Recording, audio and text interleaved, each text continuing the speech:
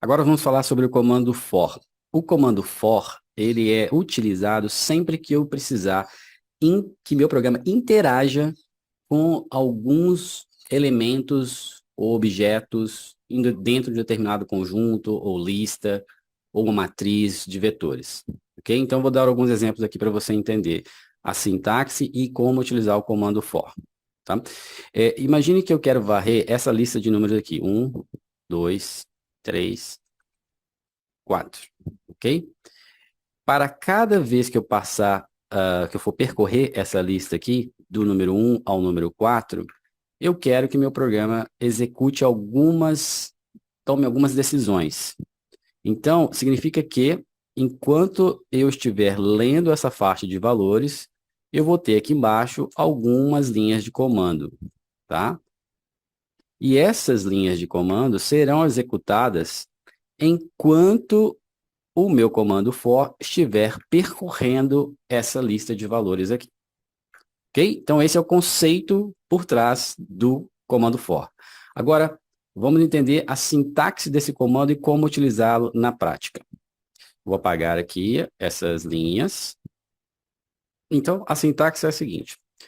Você tem que dizer para uma determinada variável, vou chamar essa variável de i, ou seja, aí você pode também ter uma outra forma de especificar essa faixa através de um comando range, operador range. Eu vou mostrar para você em outra aula. Mas primeiro vamos trabalhar com o operador in. Para essa variável que estiver varrendo, ou seja, in, nesse vetor aqui, nessa faixa de valores, faça determinada coisa. Então, aqui, o que eu quero fazer? Toda vez que a minha variável i percorrer os itens que estão aqui nessa faixa de valores de 1 a 4, eu quero que ele imprima na tela do terminal, né, o valor que ele está interagindo naquele momento ali. Então, quando a variável i estiver aqui no valor, no elemento, né, no valor 1, eu quero que ele imprima o que tem aqui dentro, né, o valor que está dentro dessa faixa, dessa primeira posição da faixa. Então, vou colocar print igual a i. Se eu clicar aqui agora para executar, ele vai me mostrar o que que ele fez. Tá? Vamos entender aqui, então, o comportamento do for. Ele executou essa primeira linha aqui. O que que ele fez? Ele foi até o primeiro vetor, primeiro, né, a primeira posição dessa faixa de valores aqui, e através do comando print, ele está passando para o comando print o valor de i. O valor de i agora é 1, então ele imprimiu 1, depois que ele executou essa linha de comando, ele voltou aqui para o início do for, né? E aí ele foi para o próximo item da lista, 2. Veio aqui, imprimiu o quê? O valor que está na variável i, que é 2, como está aqui. E assim sucessivamente, ok? Agora vamos fazer um outro teste. Eu vou apagar aqui e eu vou declarar uma variável chamada lista. Vou criar, na verdade, uma lista aqui. Você já viu como que cria lista nas aulas anteriores. E eu vou determinar aqui alguns elementos dessa lista. Então, vou dizer que o primeiro é A, o segundo é B, o terceiro é C. O quarto, eu já vou escrever a palavra Python, só que separadamente, como separando as letras. Então, Py, T, H, né, O, N, ok? Python. Então, o que que o nosso programa vai ter que fazer? Ele vai precisar varrer essa lista inteira aqui, né? E eu quero que, para os caracteres, né, os elementos aqui A, B e C, eu quero que ele imprima um abaixo do outro. Por exemplo, quero que ele imprima A, depois B, depois C, ok? Quando eu chegar na letra P, eu não quero que ele imprima um caractere abaixo do outro. Eu quero que ele imprima todos os caracteres, da letra P até a letra N. Somente para que a gente tenha numa linha só a palavra Python. Então, o resultado vai ter que ficar assim, né? Após a letra C, vai ter que me gerar lá uma string, assim, Python. Legal? Então, para que o meu programa gere este resultado, existem algumas soluções, algumas maneiras de implementar o código usando o for para que isso aconteça. Tá? Eu vou colocar aqui uma delas, mas vai depender da tua lógica, vai depender de como que você, né, a sua abordagem para programar. Mas essa não é a única forma, eu vou te mostrar uma delas, ok? Como uma das formas que nós podemos utilizar é assim, for i, variável i, em lista, ok? Dois pontos. Então, né? Ou seja, for para essa variável i, né, varrendo a lista, essa lista que é uma lista, faça tal coisa, ok? Então, o que que vai acontecer? Nesse momento aqui, eu vou começar a fazer os testes que eu quero fazer. Eu já sei que, quando chegar na letra P, eu quero que ele, né, imprima na tela terminal a palavra Python por inteiro. Então, o que que eu vou fazer? Vou fazer um teste para saber se ele está na letra, se ele está interagindo nesse momento aqui na minha lista com o elemento P. Então, para lista em P. Então, eu vou fazer um teste aqui. É por isso que eu tenho aqui 2 pontos, certo? 2 pontos. E aí eu vou fazer o teste com comando condicional if. If variável i for igual a p, então, nesse momento, eu vou pedir para ele, o Python, pegar do elemento p até o elemento n, imprimir numa lista só através do comando print. Então, vou chamar o comando print aqui, print, né?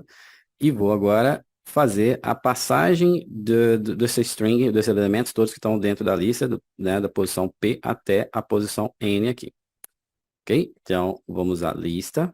Vamos chamar aqui o primeiro índice, ou seja, lista da posição 3, ok? Posição 3, porque ó, o A está na posição 0, lembra que eu expliquei em outras aulas, né? Numa lista ou num vetor, sempre o primeiro item daquele vetor fica na posição 0. Então, 0, 1, 2, 3. Então, P eu sei que está na posição 3. E como que eu especifico uma faixa, né? Para eu dizer para o Python, olha, eu quero que você pegue dessa posição 3 aqui até a última. Basta eu informar aqui 2 pontos, ele vai entender que eu estou fazendo referência a uma faixa de vetor. Eu poderia colocar diretamente o, o índice 9, que refere-se ao último elemento aqui da minha lista, que é a letra N. Porém, para você ter até a oportunidade de conhecer uma outra função interna nativa do Python, eu vou usar essa função chamada len. A função len, ela sempre vai te retornar o tamanho de uma string ou de uma lista. Então, basta você passar para ela essa string ou essa lista e vai contar, né, a quantidade de caracteres que tem, né, dentro, ou de objetos, né, que tem dentro dessa lista ou dessa string, dessa variável, né, do tipo string ou lista, ok? Então, basta eu passar aqui para len a lista, e aí ele vai me retornar aqui 9, né? O len vai retornar 9, então é como se eu tivesse colocado, né, na verdade, que 3 fixado aqui o valor 9, ok? Bom, que vai acontecer? Se ele já chegou até aqui nessa posição, na posição, se meu for, novamente, pensa no conceito de interação do for. O for está interagindo aqui com a minha lista. Então, ele chegou aqui no primeiro item, viu que não é a letra P, é A. O que ele tem que fazer? Ele tem que imprimir, né, a letra A, como eu falei, que eu quero que imprima A, B, C, um debaixo do outro. Eu vou colocar isso daqui a pouco, esse comando, para você ver como que vai ficar. Mas o que eu quero que você entenda aqui é outro detalhe. Tudo bem, ele começou aqui, varreu o primeiro item A. Foi, imprimiu A, imprimiu B, imprimiu C, né? Quando ele chegar aqui no P, ele vai imprimir, né, Python. Só que eu não quero que meu for continue depois percorrendo os outros elementos da lista. Eu já tratei todos os elementos da minha lista. Eu não percorri todos os elementos, né? Porque eu estou aqui na letra P nesse momento. Ó, esse if aqui, quando ele for verdadeiro, ele vai estar atendendo essa condição aqui, que vai ser o quê? Ele vai pegar, vai imprimir da posição 3, que é P, até a posição N. Ou seja, quando eu entrar dentro desse if, eu já vou ter interagido, já vou ter trabalhado todos os itens, todos os elementos da minha lista. Para isso, eu não preciso mais que o for fique interagindo com os outros elementos que estão na minha lista. Ou seja, se eu não colocar nenhuma outra linha de comando aqui embaixo, desse print, o que vai acontecer? O for vai voltar aqui, o índice aqui, ele vai mover essa variável para o próximo índice da lista, ou seja, vai interagir com o próximo elemento da minha lista, que vai ser y, e vai imprimir de novo outras coisas que eu não quero, tá? Porque eu já trabalhei, quando eu chegar nesse if aqui, significa que eu já trabalhei com todos os elementos que estão na minha lista, embora eu não precisei interagir, pedir para o meu for passar por todos eles uma vez cada, ok? Então, para ele não seguir em frente, quando ele chegar aqui no P, ele executar esse comando e logo após ele sair do escopo do for, ou seja, encerrar esse for, nós vamos usar um comando chamado break. O comando break, ele é utilizado para interromper o for. Ou seja, assim que o for encontra esse comando break, ele sai do escopo do for e vai para a próxima linha, aonde tem vai ter outro conjunto de, né, de estrutura de código do seu programa, que não vai estar dentro do escopo do for. Ok? Então, é para isso que é utilizado o comando break. Mas, dentro do meu curso avançado de Python, eu explico muito mais a fundo todos os detalhes do for, além do comando break, outros detalhes que, por exemplo, comando pass, continue, etc. São conceitos mais avançados que não estão no escopo deste curso, que é um curso bem mais rápido, bem mais curto, né? Mas no meu curso avançado eu explico com maiores detalhes, ok?